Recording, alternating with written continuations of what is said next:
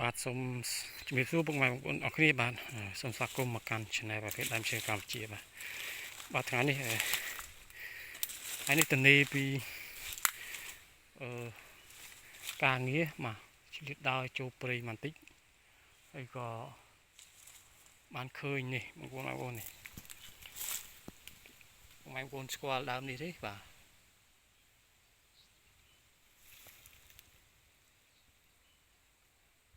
នេះស្លឹកវាលក្ខណៈគ្រើមនេះធ្លាប់នេះវាទឹកតែចេញមកអូជើងប៉ិនកដៃលើប៉ិនកជើងគល់វាបាទនេះគេហៅថាដើមទាល់បាទប្រហែលជាពុកម៉ែបងប្អូនចាស់លោកតាលោកយាយលោកអ៊ំដែលគាត់ឆ្លងកាត់សង្គ្រាមសម័យសង្គ្រាមតែគាត់ស្គាល់ហើយព្រោះដោយសារតែគាត់មិនធ្លាប់គាត់មិនគ្រាន់តែស្គាល់គាត់ធ្លាប់យកវាទៅហូបទៅធ្វើបន្លែហូបបាទនេះគេហៅថាដើមទាល់អានេះប៉ិនកជើងបាទគល់វាដើមវាមានរូបរាងកលេកាឡាហើយគ្រើមបាទបងហើយកម្ពស់វាខ្ពស់ជាងខ្ញុំទៀតបាទខ្ញុំ1.60 ម៉ែត្រជាង68អានេះលេខក្បាលនេះ2 ម៉ែត្រទេបងប្អូនកម្ពស់វាលើសទាំងទៀតបងប្អូនច្រើនណាស់ក្នុងព្រៃសាក់ដើមទាល់នេះគេហៅថាដើមទាល់បងប្អូនណាដែលអត់ទាន់បានស្គាល់អាចមើលកត់សម្គាល់វាបានថានឹងដើមអីបាទដើមទាល់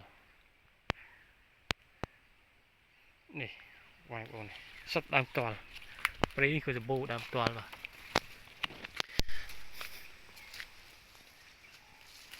ពណ៌វាកលេកាឡាមានពណ៌បៃតងមានពណ៌ស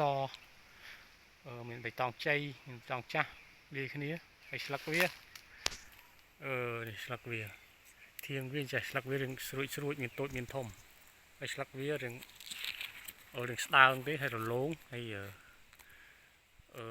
វាមាននេះគឺកាឡាវារៀងដូចស្លឹកចឹងឆូតដូចពណ៌បៃតងរលោងហើយទន់លក្ខណៈដើមទាល់បាទនេះល្អមែនទែនប៉ុន្តែសម្រាប់អត្ថប្រយោជន៍ដើមទាល់នេះគឺយើងយកវាទៅធ្វើបន្លែបងប្អូនបើយើងនិយាយពីសន្តានឬក៏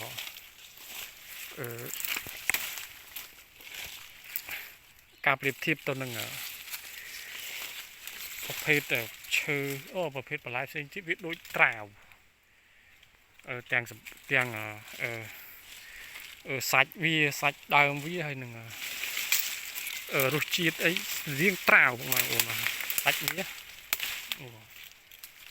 សាក់ដើមទាល់សម្បូរបាទដើមខ្លះពណ៌សអញ្ចឹងទៅដើមខ្លះកលេកាឡាអញ្ចឹងទៅបងប្អូននេះដើមនោះមានពណ៌សដើមនេះមានពណ៌សមានពណ៌សឲ្យសូមអភ័យទោសបាទដើមនេះវាមានពណ៌បៃតងពីដើមនេះអានេះកម្ៅ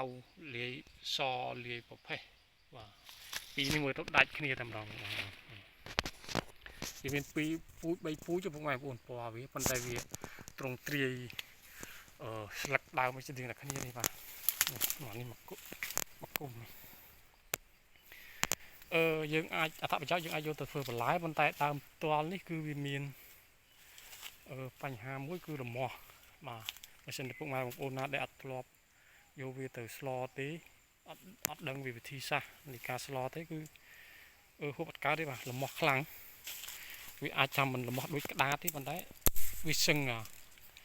ក្រោមក្តារតិចទេបាទរមាស់ប៉ុន្តែមានពូជខ្លះរមាស់ហើយបងប្អូនវាអាស្រ័យតាមពូជដែរ